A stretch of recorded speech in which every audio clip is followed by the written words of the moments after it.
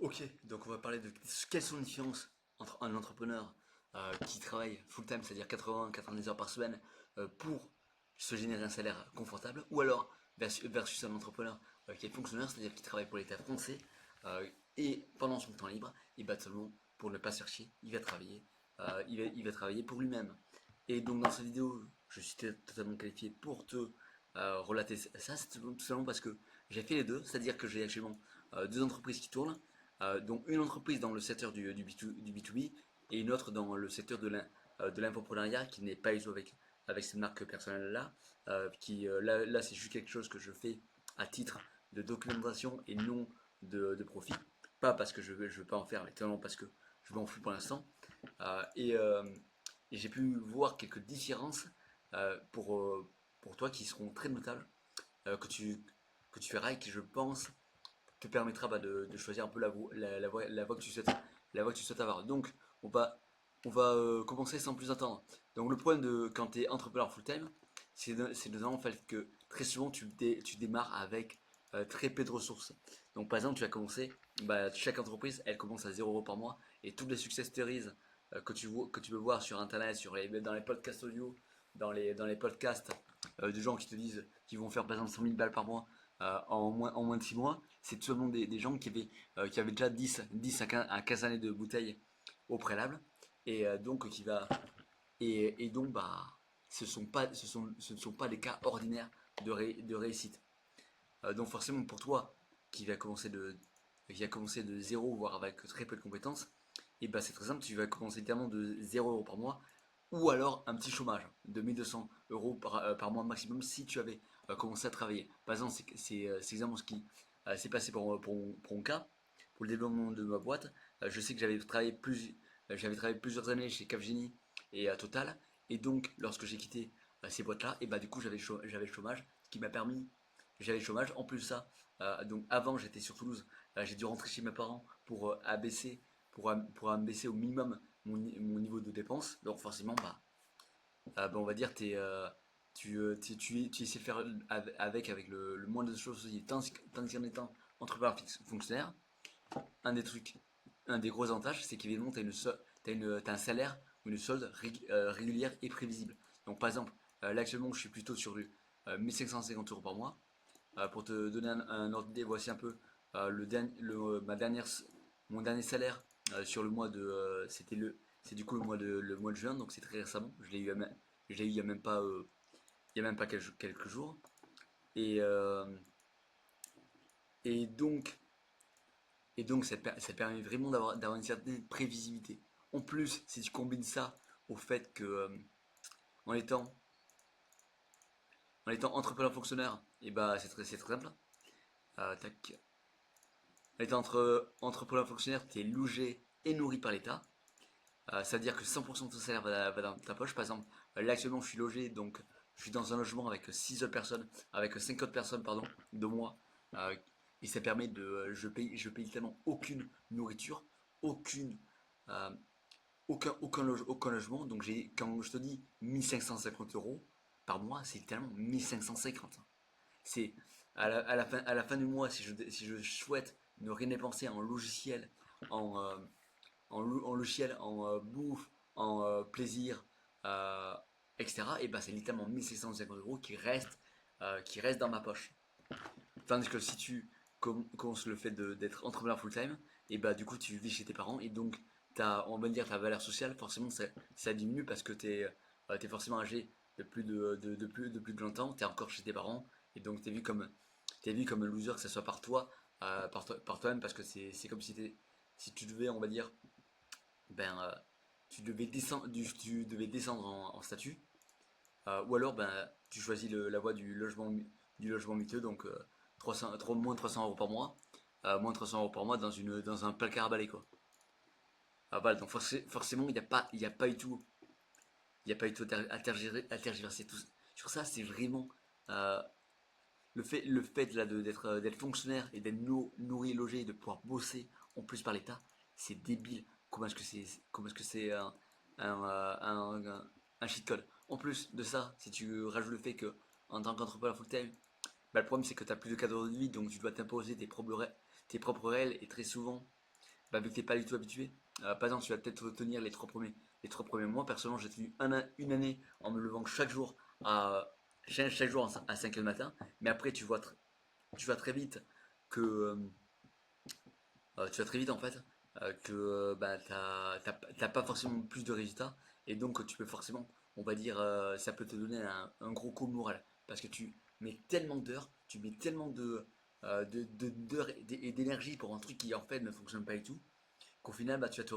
retrouver à te lever tous les jours entre 10h et midi, entre 10h et midi à devoir travailler littéralement le minimum syndical et ensuite en te disant bah au final pourquoi est-ce que je dois mettre autant d'heures dans ce boulot là qui au final ne me rémunère même pas.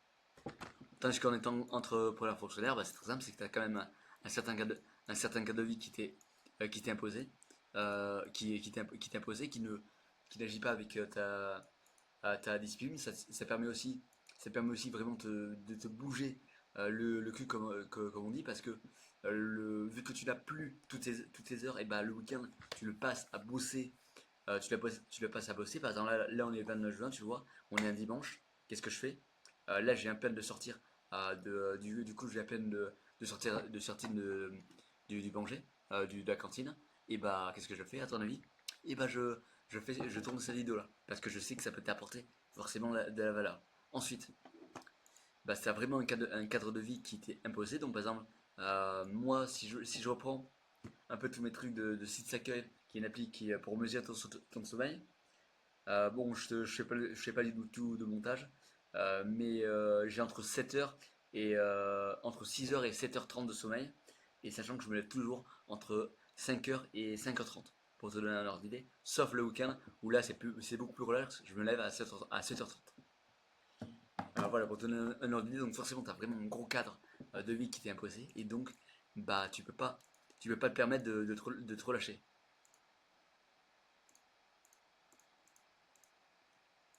Ensuite, évidemment, entrepreneur full-time, et bah c'est que t'as un gros manque d'argent, c'est-à-dire que vu que t'as pas de salaire qui tombe chaque mois de solde, et bah t'es un peu normal. Tandis que quand t'es entrepreneur fonctionnaire, entrepreneur fonctionnaire, et bah t'as chaque mois de nouvelles cartouches. C'est par exemple, je vais donner un ordre d'idée sur un projet que je fais actuellement. C'est je mets chaque mois 500 balles en publicité YouTube.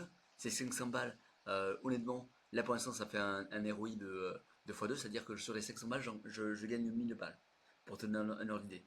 Ce que c'est, ce que c'est 500 balles, même si ça se tournait en littéralement que les 500 balles se transformaient en 0 euros, je m'en foutrais parce que c'est le but de projet en fait.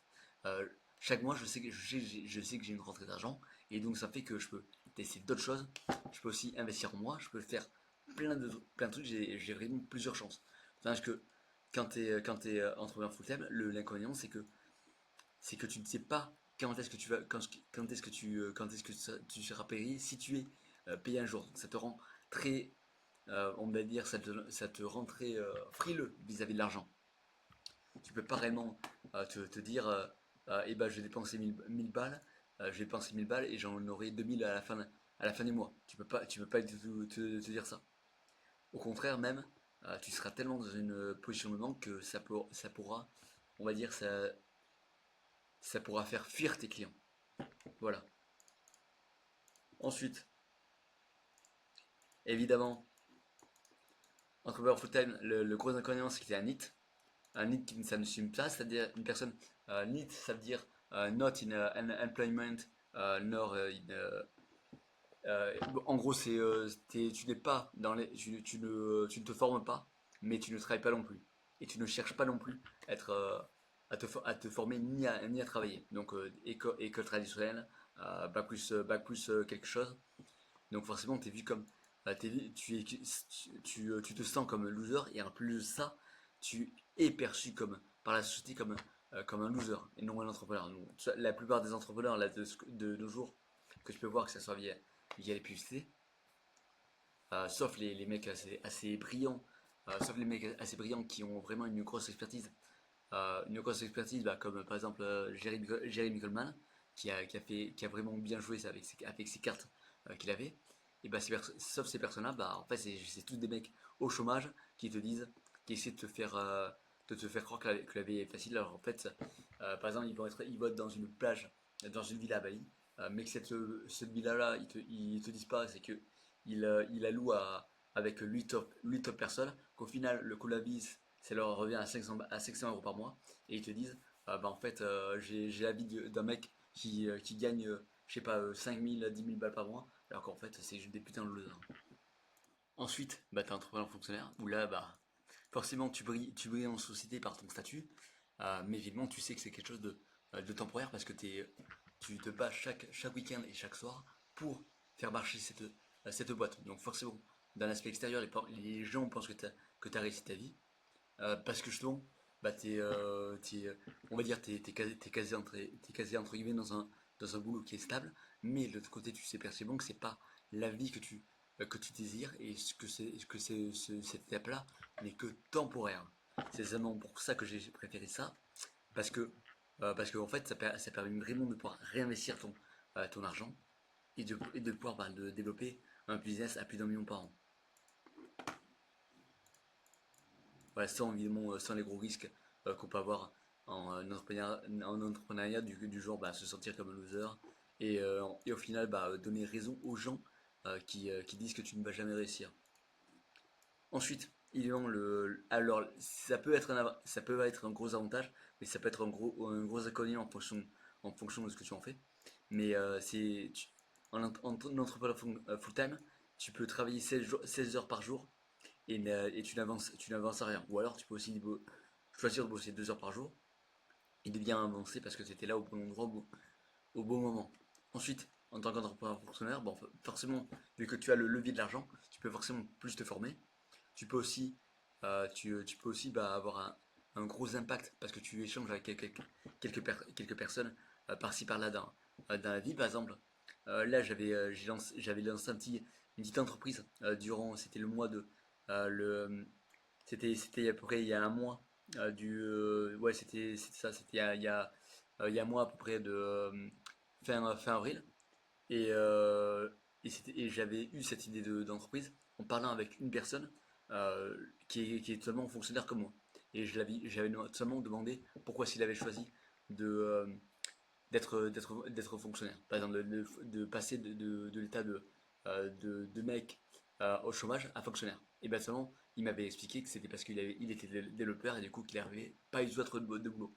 Donc forcément, ça m'a mis une puce à l'oreille et ça fait que j'ai créé un business spécifiquement pour les développeurs qui va rapporter d'ailleurs pas mal d'argent en moins d'une semaine, justement pendant ces vacances-là. Juste parce que j'avais vu qu'il y avait un trou de marché, donc j'ai suis forcément engouffré et j'ai vendu un petit infoproduit à 20 balles pour te donner un ordre d'idée.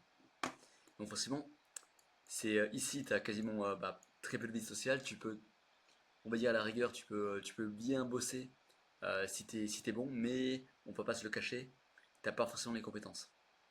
Et quand t'as pas les compétences, bah t'es un peu cuit.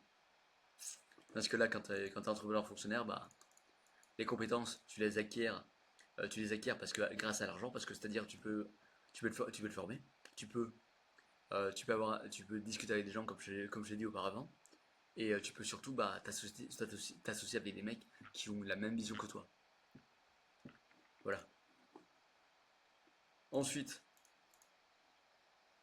évidemment, ça rejoint ce que j'ai dit tout à l'heure, c'est ici tu ne peux pas te permettre d'investir en toi sur les formations aux US, et on sait tous que les US sont à l'avance par rapport au marché français. Donc en fait, t'es vraiment en mode, tu as vraiment une grosse dépendance à l'argent, tandis que si en fait tu t'en fous parce que même si la formation que tu prends aux US, même si elle t'apporte rien, et bah tu peux quand même avoir de la valeur parce que tu verras le tunnel de vente de la personne, c'est-à-dire les étapes qui met en place pour te faire passer de client, de prospect froid à client, et tu veux vraiment bah, progresser à vitesse grand V en fait. Ensuite, évidemment, là c'est un des gros points. C'est d'ailleurs pour ça que même en ayant une boîte qui tourne à peu près bien, C'est même pour ça que j'ai choisi l'état de fonctionnaire. C'est parce que ici, tu dois sortir de l'argent du business et donc et donc tu es obligé de te payer, de te payer pour t'en sortir. Parce que là, tu as toujours l'étape de fonctionnaire et tu as toujours du coup ton salaire de fonctionnaire et donc tu peux te permettre d'avoir une trésorerie saine, de ne pas sortir d'argent et en fait de pouvoir vraiment réinvestir dans le produit, dans le marketing et pour ça pour générer un flux constant d'argent qui rentre en fait. Parce qu'ici, ça te fait à chaque fois que tu te verses un dividende ou un salaire, ça te fait un putain de mal parce que tu vois l'État qui te ponctionne ton argent durement gagné et tu te dis putain c'est pas possible. Tandis qu'ici en fait, tu peux tu peux te permettre de ne pas investir, de ne pas sortir d'argent de la boîte parce que bah en fait t'en as pas besoin. T'as déjà l'État français qui te file de l'argent, qui te donne de l'argent et avec cet argent là, bah forcément tu peux t'en sortir. Surtout qu'en plus, vu que t'es fonctionnaire, t'es nourri et blanchi. Donc en vrai, bah, donc en vrai, bah 1873 euros, ça correspond à 1873 euros quoi. Voilà, voilà.